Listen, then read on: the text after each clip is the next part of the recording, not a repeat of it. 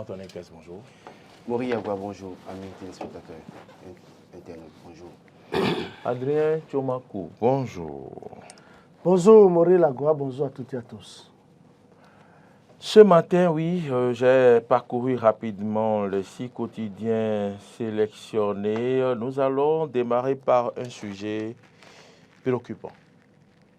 Laurent Antonin Kess, la page du président de l'UP, le Renouveau, a été piratée. On en parle.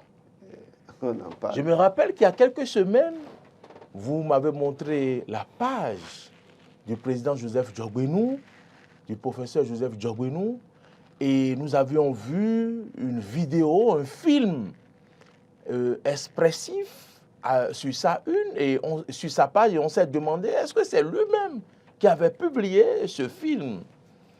Et quelques semaines après, on apprend que sa page a été piratée. Oui, je crois que après ça, j'ai regardé un peu sa page. Il y a beaucoup de choses qui sont passées sur sa page. Et ce dont on parle, c'est quand même... on parle du 20 octobre, mais je crois que nous, on a vu cette affaire avant le 20 octobre. Ça doit faire avant 2 mois. Octobre, donc, où est-ce que... Qui est son... Est-ce qu'il y a eu d'autres films sur la page? Moi, j'ai vu donc ça veut dire que la page a été piratée depuis lors. Alors, et moi, ils n'ont pas su. Moi, c'est pour... Qu'est-ce que je veux dire par là? C'est-à-dire que les gens nous montrent parfois leur limite. Parce que qui gère sa page? Qui est son community manager? Combien il lui paye? Est-ce que le gars est bien payé? Parce qu'un community manager qui gère votre page, qui est bien payé, aussitôt qu'il y a un souci, il alerte en même temps. Ça veut dire que la page n'est pas bien suivie. La page n'est pas bien suivie parce que malheureusement, ce truc, d'ailleurs même quand on parle de 20 octobre, depuis 20 octobre, on a vu ça. Non, je veux même considérer la date qu'il a mise dans son communiqué, 20 octobre. Aujourd'hui, nous sommes le 15 novembre. Donc, ça fait déjà un mois, pratiquement. Et donc, c'est maintenant que ils ont découvert. Le 14 qu'ils ont sorti, en novembre qu'ils ont sorti un communiqué. Je crois qu'il y a matière à réflexion. Parce que aussitôt que la page de quelqu'un est piratée, automatiquement, on a pu voir avec des individus simples. Les gens alertent automatiquement, ma page est piratée. Mais comment se fait que cette page est piratée depuis lors? Personne ne parle et que c'est le 14 qu'on sort un communiqué. Bon, maintenant, le communiqué est sorti pour situer.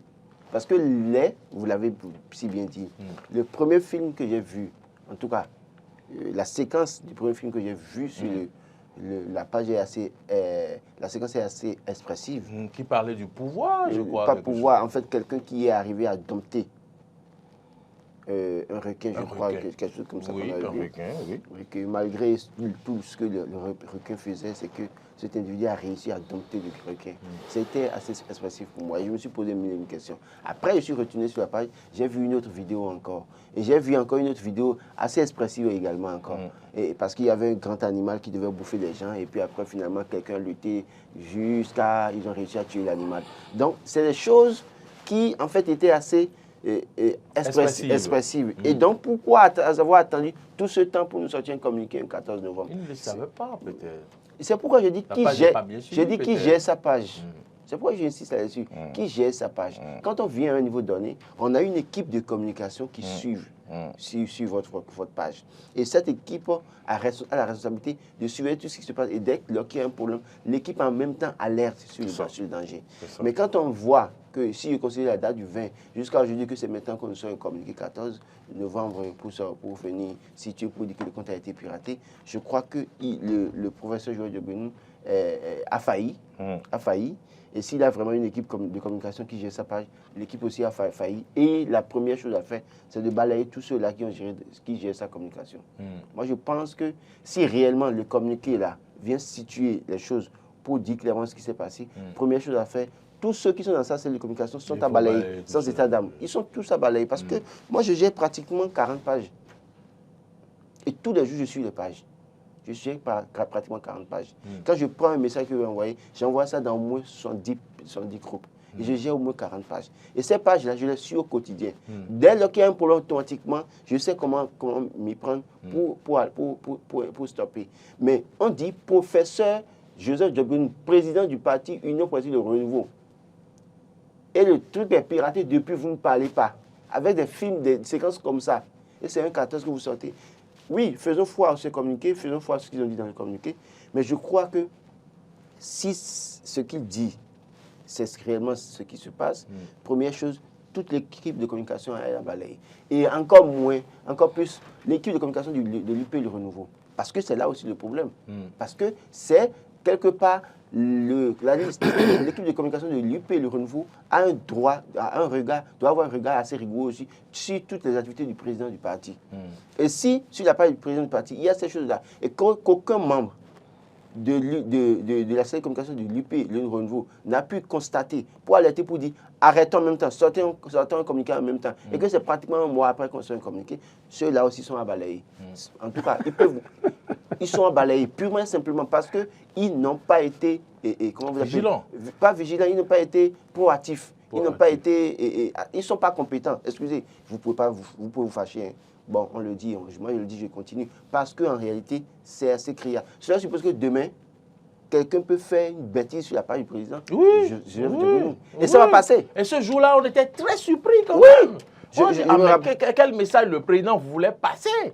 Voilà. Parce que le truc est assez expressif. Si les gens ont eu la chance de voir ce dont nous parlons, c'était assez expressif. Oui. Et la seconde séquence que nous avons vu ce film, un vendredi matin, je crois. Voilà, après une émission. Oui. Donc, ça doit être avec Henri Yabodé ou quelqu'un. Oui, c'est ça, Henri Yabodé. Oui. Donc, moi, je pense que, sincèrement, l'équipe a balayé. Si Joseph Djogbénou veut me confirmer que bon, le communiqué vient régulièrement. La première chose qui sort un communiqué pour dire qu'il a balayé toute l'équipe de communication. Mais si l'équipe de communication n'est pas balayée, il y a matière à réflexion. Adrien Tchobankou, nous parlons d'une personnalité de la République. Et quand même, les cybercriminels n'ont pas baissé les bras. Ils continuent d'avancer. Ils ont osé jusqu'à donc pirater la page du président de l'UP Le Renouveau, professeur Joseph Fifamé Djogbénou. Oui, Maurice Lagua, il faut dire que des Béninois continuent de mettre leur ingéniosité dans le mauvais sens. Des cybercriminels ont ainsi opéré, parce que, qu'on veuille ou pas, c'est de la cybercriminalité. Pirater le compte d'une haute autorité, et le compte Facebook, le compte, presque tous les comptes de l'autorité Joseph Djogbénou, je pense que c'est extrêmement grave. Ce qu'il faut dire, c'est quoi? C'est que Laurent a dit l'essentiel. C'est vrai que Laurent, lui, a été un peu trop fort jusqu'à demander à ce que les gens soient balayés. Moi, je ne souhaite pas que des gens soient balayés, mais des gens doivent se servir de ce qui s'est passé pour tirer assez de leçons. Parce que vous vous souvenez, Candide Assanaï, il y a un peu moins de 5 ans, le compte de Candide Assanaï a été piraté. Automatiquement, c'est le deuxième jour que Candide Assanaï a fait le constat, pour ne pas dire que le lendemain, il a donné de la voix, il a dit qu'on a piraté son compte. Et il a rejeté le tort sur certains. Et bon, évidemment, quand vous visitez effectivement son compte, on constate effectivement que son compte Facebook, son compte des différentes plateformes de Candide Assanaï ont été piratés. Donc c'est comme ça un homme politique doit être. Un homme politique, avant et après tout, doit être un gentleman. Quand on pirate son compte, il doit savoir automatiquement, pendant les 24 heures qui doivent passer, si vous êtes le premier responsable de votre compte, vous devez y faire un tour, vous devez visiter, quel que soit là où vous êtes, et voir ce que votre community manager est en train de vous faire. Si vous permettez, par exemple, c'est ce que je dis. Je suis en train de revoir les vidéos qui sont partagées sur la page. Mais je suis heureux du communiqué ou bien du message d'un confrère, compatriote Yves Dakoudi, qui dit « Comment avez-vous fait pour que la page Facebook du président de l'Union progressiste, Joseph Djogbénou, soit piratée le 20 octobre 2023 ? Je ne sais pas ce qui s'est passé, mais à un certain niveau, il faut recourir à des professionnels pour animer ce genre de profil. Bien dommage. C'est vrai, parce que si dommage. À ce niveau-là, le truc s'est passé depuis le 20. Je crois que la première vidéo... la même chose. Vous savez, la première vidéo... Candide Assanaï, je prends son exemple parce que Candide Assanaï, dès que son compte a été piraté, le lendemain, il a su automatiquement. C'est ça un acteur, un vrai acteur politique. Je ne suis pas en train de le soutenir au plan politique, mais c'est de la veille communicationnelle en réalité. Vigilance. De la vigilance. Il faut que Joseph Djogbénou aille à l'école de Candide Assanaï en ce sens. C'est vrai, il doit confier son compte à un community manager, mais lui-même doit avoir un regard. Écoutez, chaque jour, il doit pouvoir. Quand je prends par exemple Malik Gomina, il a un community manager, comme chaque Toko. Vous allez me dire qu'il s'agit des députés communicateurs, mais presque tous les jours, eux-mêmes, ils vérifient. On n'a rien dit, c'est vous. C'est vous qui le dites, je parle au peuple béninois. Je ne parle pas de vous. Donc je pense quand même que c'est de la vigilance. Ce n'est pas le compte de Malik Gomina qui sera piraté et le lendemain, Malik Gomina ne va pas savoir. Ah oui, c'est ça. Tu dois suivre ce que tu as confié. C'est le suivi de toutes choses qui te permet de mieux évoluer. C'est de ça qu'il est question. Donc, l'erreur en partie est également imputable à Joseph Djogbenou. Joseph Djogbenou doit savoir que désormais, il doit avoir des gens vraiment compétents pour l'accompagner. Donc, vous rejoignez. Moi, je ne dis pas de balayer les gens. Ils nous ont montré leurs limites. Écoutez, est-ce qu'ils ont montré leurs limites? Non, en partie, je pense quand même que c'est une erreur, c'est une faute professionnelle. C'est une faute professionnelle. Et il faut non, c'est une faute professionnelle, mais cette faute n'est pas tellement lourde pour qu'on les balaye. Ah, elle est très lourde. Elle est très lourde parce que... Vous avez vu la vidéo? Très lourde. Moi, je suis un analyste. Et je dis, j'ai regardé les deux vidéos. Si on finit de vous montrer les deux vidéos, et vous allez me tirer les conclusions. Les deux vidéos sont assez expressives. Et en réalité, c'est des vidéos qui en réalité pourraient créer du préjudice au professeur Joël. Absolument, absolument. On peut créer ça lui porte des intentions. Voilà. Et donc, si à ce niveau, les gens sont... Et c'est pour ça aussi, quand vous ne voulez pas prendre les gens compétents autour de vous, et que vous voulez peut-être surfer sur l'amitié ou l'affinité pour recruter les gens, voilà les conséquences. Parce qu'en 2023, profil d'un professeur comme lui, son rang, ne peut pas être aussi facile à pirater.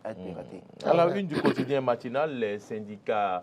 l'on nous informe que les syndicats ont boycotté l'audience publique et puis le SG Anselme à Moussou affirme on est carrément dans le mépris. Et puis Gérard Gbenossi dit que les centrales syndicales sont dans leur logique. Qu'est-ce que cela vous inspire, Laurent Olantonekes? Non, je crois que les syndicats ont toujours revendiqué un certain nombre de choses. Telles choses ne sont pas prises en compte. Et donc, de ce point de vue, les gens estiment que pourquoi aller s'asseoir avec la commission des finances et discuter alors qu'ils savent très bien que leurs doléances ne seront pas entièrement prises en compte dans une certaine mesure et que le gouvernement déroule toujours son plan. C'est-à-dire qu'en faisant ce qui lui plaît, c'est-à-dire ce qu'ils ont prévu, c'est ce qu'ils font.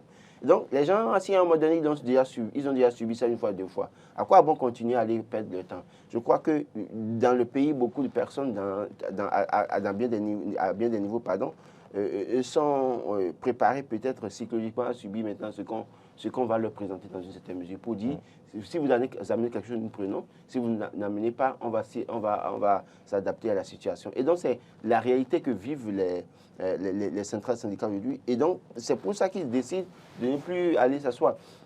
Gérard Gbenossi lui, il est aussi dans sa logique en disant que les syndicats sont dans leur logique. Parce que lui, il est aussi là pour une mission précise. Et donc, c'est à quoi que Gérard Gbenossi aussi, qui parle à un pouvoir en réalité.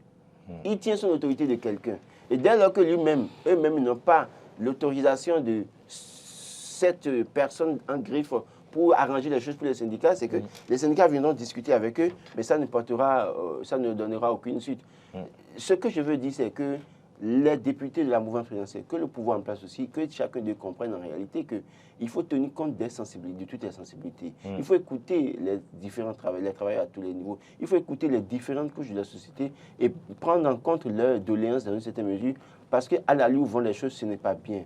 C'est à croire que oui, les gens sont là, maintenant, on peut se foutre d'eux, on peut faire ce qu'on veut, et puis on déroule son plan, et puis après, ils sont obligés de subir. Bon, c'est vrai, nous sommes dans la logique de vous allez en souffrir, vous ne pouvez rien faire. Mais jusqu'à quand est-ce que les gens vont en souffrir et ne rien faire? Ils vont en souffrir, mais à un moment donné, je suis sûr qu'ils ont un levier en main qu'ils peuvent utiliser, peut-être quand il y aura élection. Ils ont peut-être un pouvoir, à moins qu'ils n'aient pas la possibilité d'aller voter. Mais s'ils ont la possibilité d'aller voter, c'est que ce pouvoir, ils peuvent l'exercer tout au moins quand même à un moment donné. Donc, je pense sincèrement qu'il faut écouter les travailleurs. C'est eux la vitrine de notre pays. Parce que quand on dit il y a croissance à deux chiffres, on parle des chiffres également pour dire que nous évoluons, il y a ci, il y a ça. Je crois que tout ça c'est les travailleurs. Et quand les travailleurs parlent, les syndicats réclament une meilleure condition pour les AME depuis. Personne n'en parle. C'est-à-dire qu'on fait semblant d'en parler, après on dit qu'on va les reverser, après on dit qu'il faut faire une évaluation. C'est l'un des points sur lesquels les syndicats ont toujours interpellé le pouvoir, mais malheureusement rien. Il y a la question des primes pour les enseignants, sur lesquelles on essaie de les jouer en saucissonnant les primes. Il y a un certain nombre de choses. Les travailleurs demandent, c'est vrai qu'on nous dira qu'il y a une augmentation, mais laquelle augmentation a déjà peut-être fait son effet. Là, il faut encore continuer à compléter. Mais c'est autant de choses que les syndicats demandent. Et je pense qu'il vaut mieux les écouter et prendre en compte leurs doléances plutôt que de penser ou bien de penser que, bon, comme on a le pouvoir, on peut se permettre tout. N'est-ce pas une manière d'abdiquer que d'être absent là où peut-être on aura l'occasion de parler des décisions à prendre ou de rappeler aux décideurs ce que l'on réclame? Pourquoi boycotter une telle séance alors que l'on est en droit de continuer par réclamer des choses? N'est-ce pas abandonner? Pour Lagoa, moi j'ai été toujours contre la politique de la chaise vide. Et ne boycottons pas les assises, ne boycottons pas les rencontres. Écoutez, je sais que les travailleurs ont raison, ça il faut le dire. Les syndicalistes ont raison, puisqu'ils ont réclamé beaucoup de choses et ils n'ont pas obtenu, ils n'ont pas eu gain de cause. Ils pensent qu'ils sont méprisés. Et ils sont méprisés, c'est ce qu'ils pensent. Mais au fond, quand on analyse, effectivement, ils sont méprisés. Il faut être honnête, il faut avoir le courage de le dire aussi.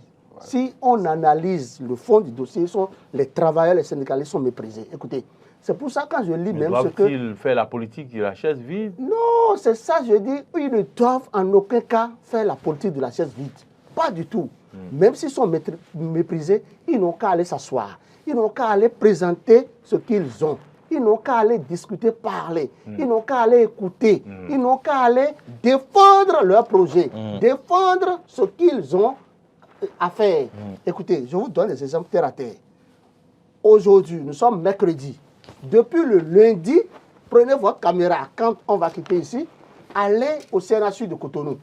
J'y étais, j'étais là-bas hier. Vous verrez les travailleurs du CNHU qui mettent des banderoles rouges sur la tête, qui mettent des chapeaux, ils ont des chapeaux bleus ou verts, façon là qu'ils ont l'habitude de mettre avant de... Ce n'est pas eux tous. Écoutez, c'est-à-dire, ils sont très nombreux, puisque j'étais là-bas hier pour j'ai rendu visite à quelqu'un. Ils sont en train de se manifester, de réclamer ce qu'ils appellent leurs droits. Parce qu'effectivement, en décembre passé, c'est-à-dire décembre 2022, le gouvernement avait annoncé qu'il y aura augmentation de salaire. Effectivement, l'augmentation du salaire a été une réalité. Vous avez posé des questions à quelques-uns. J'ai échangé avec Théophile Dossou, par exemple, qui m'a parlé. Et je ne vais pas tout étaler ici, mais je pense quand même qu'il faut qu'on prenne en compte leurs préoccupations. Parce qu'ils sont des agents de l'État. Ils ont aussi droit à cette augmentation exponentielle du salaire, puisque beaucoup jouissent de ça. Je parle des agents permanents de l'État. Je vous ai toujours refusé ce mot exponentiel ici. Quelqu'un qui gagnait 50 000, qui aujourd'hui se retrouve à 150 000 francs, c'est une augmentation exponentielle. Mais est-ce que c'est généralisé? Ce n'est pas... Si ce n'est pas fait pour tout le monde ainsi, on ne peut pas parler d'exponentiel. Est-ce que vous pouvez me laisser continuer? Je pense quand même que... Rectifiez ça d'abord. Dans ce Bénin, comment on va vouloir augmenter le salaire des gens et ils vont quitter 50 000 et aller à 150 000? Ils sont combien? Est-ce que vous vous écoutez? Ne dites pas comme ça. Il y a augmentation, on n'a pas refusé, c'est bon, d'accord. Ce que je dis, ne dépassons pas le débat. Face à la cherté de la vie, d'autres ont bénéficié d'une augmentation, d'autres ont bénéficié d'une augmentation, d'autres qui sont aussi des agents permanents de l'État n'en ont pas bénéficié. Et ils sont des agents de l'État, ils travaillent au CNHU. Raison pour laquelle les gens mettent des banderoles rouges pour pouvoir se manifester. Tous ceux qui sont au CNHU ne sont pas des agents permanents de l'État. Il y a des gens qui sont payés par le CNHU même. Écoutez, la caisse interne moi du j'ai CNHU. l'acte. Oui, mais vous dites qu'ils sont des agents... Je ne veux pas le lire ici. ils peuvent réclamer une augmentation parce que... Je ne peux pas vous donner des noms qui sont quand même des impléments de l'État. Je ne suis pas en train de généraliser. Ils sont en droit de réclamer une augmentation parce que leurs collègues ont été augmentés. Donc, il va falloir également que dans la maison, ceux qui sont internes à la maison, qui sont payés par la maison aussi, qu'on leur augmente le salaire. Il y a un acte officiel qui a été signé, déposé sur la table du directeur général du Sénat. C'est comme ceux qui sont en privé. Moi, j'ai copie de ça. C'est comme ceux qui sont en privé, alors qu'il y a eu recommandation qu'il va falloir que les privés aussi augmentent les salaires à leur personnel. Si ça n'a pas été fait, et s'il y a un privé, une société privée qui a un syndicat ou des choses comme ça, ils peuvent faire une grève pacifique et réclamer une augmentation si ça dure. Donc, c'est comme ça qu'il faut interpréter ce que vous avez vu au CNHU. Très bien, c'est une très bonne interprétation. Dans cette même logique, je vous avoue que les aspirants au métier de l'enseignement, du primaire, il faut vous rapprocher d'eux. C'est hier que les directions départementales, c'est-à-dire les directeurs départementaux, ont pris l'engagement de les satisfaire financièrement. Parce que jusqu'à lundi, ils n'ont pas encore perçu leur salaire. Ça veut dire qu'il y a un problème. Du mois ils ont déjà fait au moins un mois après la rentrée scolaire, non? Vous voyez un peu ça? Donc, il y a de ces petits trucs que le gouvernement devrait régler. Quand je prends le ministre de la Santé, il devrait veiller à ces petits trucs au CNHU. Le ministre de l'enseignement maternel et primaire devrait veiller au bien-être des enseignants, des instituteurs. Donc, tout ça, l'un dans l'autre, énerve les syndicalistes. C'est tout ça qui les amène à ne pas aller s'asseoir pour pouvoir échanger, présenter leur budget, échanger avec les députés à l'Assemblée nationale. Donc, je pense quand même que d'une manière ou d'une autre, les syndicalistes ont raison. Quand Gérard Benossi dit qu'ils sont dans leur logique, non. Et oui, ils sont certes dans leur logique, mais Benossi aussi est dans sa logique. C'est parce que Benossi aujourd'hui voit que la politique de la chaise vide n'est pas une bonne chose, que peut-être il dit ça. Sinon, Benossi, au fond, ne doit pas aussi tenir ce genre de propos. Moi, je pense que quand vous allez vous asseoir avec des gens, vous allez parler après, c'est ce qu'ils ont prévu qu'ils vont faire là. Non, ce n'est pas ça. Attendez. Quand vous parlez, vous démontrez à l'intéressé l'importance Vous n'avez pas entendu ce qu'il a dit. Vous n'avez pas entendu ce qu'il a dit. Ça pouvait que tout le temps, les syndicats sont allés s'asseoir. Marche arrière, l'intéressé. Écoutez ce qu'il dit, Adrien Tchomako. Écoutez ce qu'il dit. Les gens sont allés tout le temps s'asseoir avec ceux dont vous parlez là. Ils ont mis sur la place leur doléance. Après, on les a tournés en bourrique. Voilà. Et vous pensez qu'il faut continuer comme ça? C'est l'exception qui fait la règle. Ils peuvent aller pour cette fois-ci, ça va changer. Et autant mieux, finalement, s'adapter pour dire... Je soutiens les syndicalistes, mais je suis contre la politique de la chaise. Oui, mais nous avons condamné la politique de la chaise. Autant mieux dire, maintenant, ce que vous voulez faire de nous, faites-le et continuons. Donc, vous êtes d'accord pour la politique de la chaise. Je suis d'accord si je sais que je dois venir m'asseoir avec vous. Et que tout ce que je vais dire après, vous allez trouver des arguments pour me tourner, contourner. Et ne jamais prendre en compte ce que je dis. Autant mieux rester chez moi. Vous faites ce que vous voulez. Et comme je vais en souffrir que je ne peux rien faire, je continue comme ça. Non. Un jour ou l'autre, je peux faire quelque chose. C'est ce que je dis en réalité. Pour vous dire quoi? C'est-à-dire, n'utilisons pas la force, le pouvoir d'aujourd'hui pour penser que les gens sont totalement faibles et seront éternellement faibles. Le fort d'aujourd'hui deviendra faible demain. Et le faible d'aujourd'hui peut devenir fort demain. Et donc les gens qui sont là, qui pensent que les syndicalistes sont à mépriser, qui pensent que les travailleurs sont à mépriser, qui pensent que les Béninois ne peuvent pas parler pour qu'on les écoute, doivent comprendre que tout pouvoir est éphémère. Seul Dieu reste éternel. Et seul le Bénin restera éternel. Et donc à un moment donné, même si on vous envoie, sachez vous envoyer.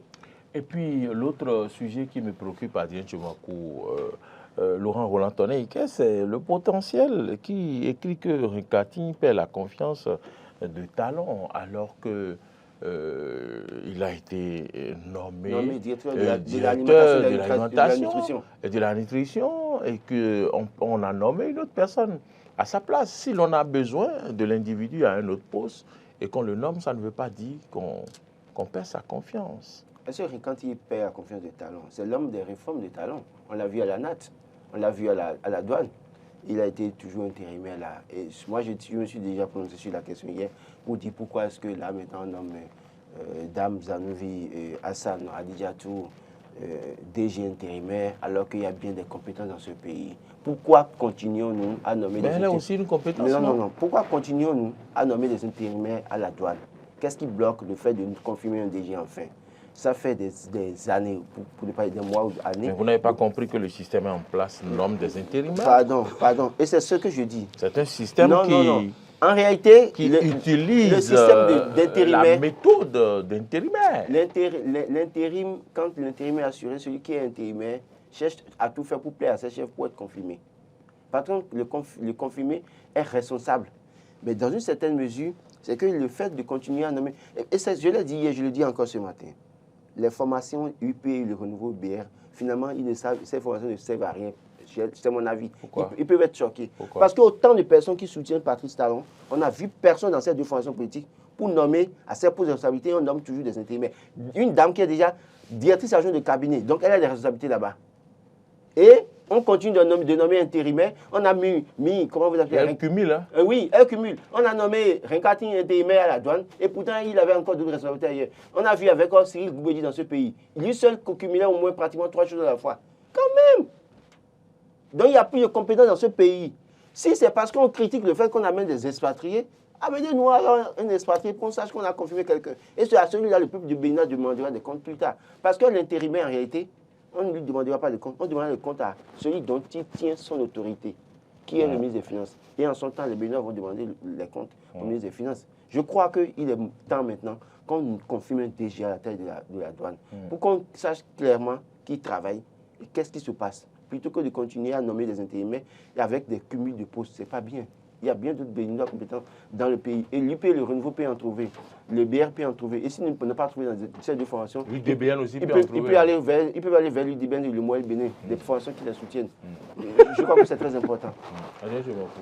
Écoutez, Renkati a été dégonflé. Non, pas écoutez, non. On l'a nommé ailleurs quand même. Écoutez, qu'est-ce que le Conseil des ministres avait dit? Le Conseil des ministres a bien précisé que c'est cumulativement à son poste, le DG douane qu'il assure la responsabilité de la... c'est une agence de l'alimentation et de la nutrition. Écoutez, pourquoi le Conseil des ministres n'a pas fait une semaine et on nomme quelqu'un d'autre? Ça veut dire... Oui, mais c'est le ministre qui a pris un décret. Oui, c'est le ministre qui a pris un décret. Que le ministre n'est pas d'accord avec la décision du Conseil des ministres. C'est pas ça, pas du tout. Ça suit une logique. Après analyse, on a compris qu'il ne peut pas tout faire au même moment. Et qu'il vaut mieux lui enlever cette partie. Ça veut dire qu'il n'est pas dégonflé. Ils ont peut-être compris qu'il ne peut pas tout faire. Qu'il est bon, mais ce n'est pas qu'il est bon à tout faire. Parce que il vaut mieux le laisser se concentrer quelque part. C'est que, en réalité, on a vu que c'est beaucoup de boulot au niveau de la... Et notamment, réellement, au niveau on l'a dégonflé un peu. Non. Au niveau de l'alimentation... On l'a déchargé et non dégonflé. Au niveau de l'alimentation et de la nutrition, c'est une question assez cruciale, l'alimentation et la nutrition. Je pense quand même et sur la question, il a beaucoup plus besoin de moi, je vois la promotion de la gente féminine à travers cette nomination. Et c'est une très bonne chose. Je ne me suis pas prononcé sur le Écoutez, pour moi... C'est vrai qu'on n'a pas eu le temps de faire les recherches. Est-ce qu'on a déjà vu un directeur général de la douane, une femme directeur général de la douane? Non, je crois. Je ne pense pas. Mais je pense... Moi, mes souvenirs, je pense sincèrement que... Moi, je ne me prononce pas sur le genre de personnes qu'on a nommées. Je me prononce sur la stratégie, bien la méthode. Qu'on dise, elle est DG, si on veut la nommer DG, confirmer la DG et lui laisser le pot de un directeur intérimaire pour moi. On va finir. Je peux vous étonner, un directeur intérimaire, c'est un directeur. On va finir. Vous comprenez? On va finir par un dernier sujet. Oui, Matin Libre. Nous avons vu une photo où des rochers ont été déposés sur la voie et tout. Je pense que depuis le début de cette semaine, j'ai entendu dire que l'on barricade les voies dans le nord pour empêcher que les produits... les paysans sortent le soja. Les paysans sortent le soja et d'autres produits. Ce Matin Libre, quand même, on nous affiche des photos pour nous montrer un peu ce qui se passe. Et le journal écrit que les rencontres n'ont servi à rien, qu'il faut appliquer le juste prix, la seule option qui reste? Oui, la seule option qui reste, c'est d'appliquer le juste prix parce que, vous savez, effectivement, il ne sert à rien d'interdire la sortie de ces produits agricoles aux producteurs. Et bon, on va aussi les contraindre au même moment à céder leurs produits à moindre coût. C'est le vrai problème. Parce que les gens ne sont pas contents. Il y a des gens qui estiment qu'ils préfèrent thésauriser, garder leurs produits et peut-être mettre des produits dedans, des produits chimiques. Il y a eu une manifestation où un commissaire, on a cassé un œil à un commissaire dans cette affaire. Et puis, vraiment, je vois quand même que les populations persistent et tiennent à... Moi, je pense que le problème qui est là, c'est que le gouvernement, très tôt, se lève et augmente les prix déjà fixés. Si par exemple, je donne un exemple comme ça, le kilogramme du soja est à 800 francs, qu'on porte ça à 1800, comme ça. C'est un exemple que je donne. Je ne connais pas le prix et je ne veux pas m'aventurer à avancer des prix.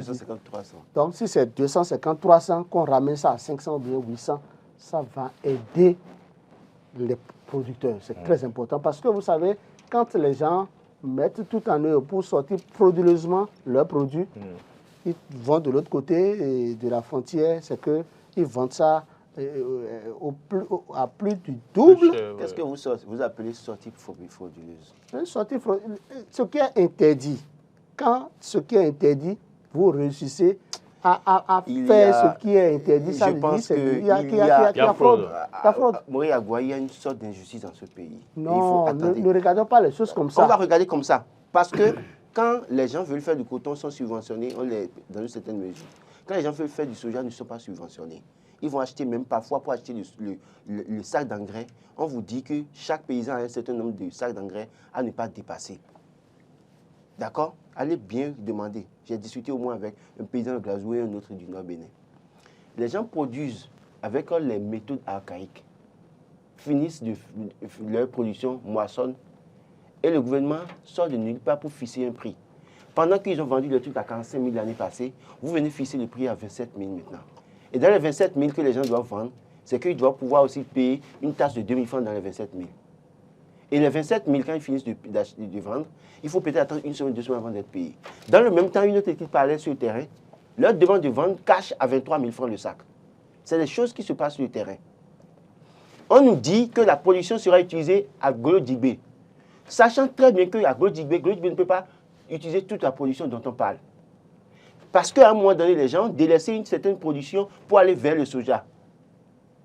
Et à côté, autour de nous, le soja coûte cher. Je produis ma chose, je vends à qui je veux. Même si l'État est régalé dans une certaine mesure, l'État doit pouvoir regarder sa posture et savoir quoi faire dans cette affaire. Quand on met les pierres comme pour bloquer la voie aux gens, ou bien il y a quelqu'un la dernière fois... Qui a donné l'instruction de mettre des pierres? C'est pour empêcher les gens de sortir. La dernière fois, un monsieur est allé vendre, j'ai reçu le témoignage de monsieur, et c'est sa soeur qui se plaignait, elle est dans mon quartier. Il devait aller vendre son soja. Quelqu'un a fait l'information, on a saisi tout. Alors qu'il a fait des prêts au niveau des institutions de microfinance. Et il doit rembourser. Et le prix que propose le gouvernement, s'il vend à ce prix, ça ne l'arrange pas. Parce que quand on fait toute activité, c'est la recherche du profit. Je le dis toujours, nous sommes jusqu'à la nouvelle ordre encore dans un système capitaliste au Bénin. Dites-nous que ça a changé, on comprendra que ça a changé. Mais dès lors que nous sommes dans un système capitaliste, que chacun doit rechercher son profit, souffrez que les paysans aussi recherchent leur profit. Et je l'ai dit, on peut demander aux paysans de ne pas vendre dans une certaine mesure. Si la personne a 100 tonnes, on peut lui dire, OK, tu vends 30 tonnes au plan local ou bien 40 tonnes au plan local et on t'autorise à vendre 60 tonnes à l'extérieur pour rentabiliser. C'est ça. Mais là, maintenant, on leur refuse tout de go de vendre à l'extérieur, de vendre tout au plan national. Mais finalement, on sait très bien que le soja qui est pris à ce prix-là chez les paysans, tout n'est pas transformé à Golo-Djibé. Tout n'est pas transformé à Golo-Djibé. Et c'est pourquoi il parle d'une sorte d'injustice. Et quand c'est comme ça, les paysans se fâchent et refusent de faire d'autres productions. La preuve, actuellement, on nous a toujours dit que nous sommes premiers en coton jusqu'à l'année passée. Mais cette année, il y a une prévision de 650 000 tonnes. Ça veut dire que ça a chuté. Alors, regardons la réalité en face. Vous avez les statistiques? Mais ils ont lancé la campagne cotonnée il y a quelques jours. Allez-y. Et il y a un journal qui a même écrit prévision morose pour cette année. Pour vous dire quoi? Moi, je pense sincèrement que le gouvernement ferait mieux de revoir sa posture. Nous sommes dans un pays où il faut tenir compte des problèmes des gens. Les gens souffrent pour produire. Mais vous venez fixer un prix, vous achetez ça, parce que c'est comme si c'est une punition qu'on leur inflige dans une certaine mesure. Moi, je pense que c'est une sorte d'injustice. Ils peuvent ne pas être d'accord avec moi, mais la réalité est là. Les paysans pleurent, les paysans souffrent. Et aussi longtemps qu'ils vont souffrir en train de pleurer, ça ne rend pas service à leur bourreau. Vous avez fait des propositions, Laurent Roland. Tonnerre, on vous a entendu? Non, je pense qu'effectivement, les paysans souffrent. Les paysans souffrent et nous devons accompagner les paysans, les agriculteurs. Que le gouvernement subventionne désormais le soja, la culture du soja. Il faut que ça soit subventionné. Il faut le coton. Comme le coton. Hein, qu'on mette à leur disposition une importante quantité on a mis des milliards dans le coton. D'engrais. Mais le soja n'a rien. Oui, je pense que le gouvernement va tirer leçon de tout ce qui s'est passé et le gouvernement désormais va fixer un prix plus ou moins raisonnable. Hein, en et matière je pense de kilogramme. Que c'est urgent. Hein? C'est urgent. C'est très urgent. Le prix, c'est urgent. Il faut tenir compte de ça. Il faut la campagne prochaine que le gouvernement doit subventionner le soja et d'autres cultures agricoles. Déjà, le prix affiché, il faut que le prix soit revu. Si c'est à 27 000 que vous pouvez acheter ici et que le monsieur sait qu'il peut vendre ça à 45 000 francs au Togo à côté, vous pensez que personne ne va vouloir? Je sors mon produit. Je sors mon produit. Il y a des gens qui sont blessés parce qu'ils sont traqués par les forces de l'ordre. Et il y a des gens qui ont été interpellés. Parce que, écoutez, le policier, lui, doit respecter les tests. On lui a dit, mets tout en œuvre pour que les gens ne sortent pas.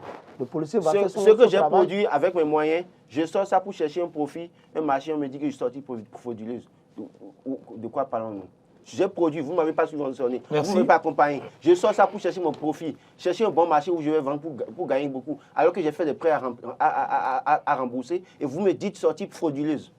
Merci à vous pour vos contributions à cette rubrique qu'est l'analyse et les commentaires. Laurent Roland Tonnerre, merci. C'est moi. Adrien Tchoumankou, merci.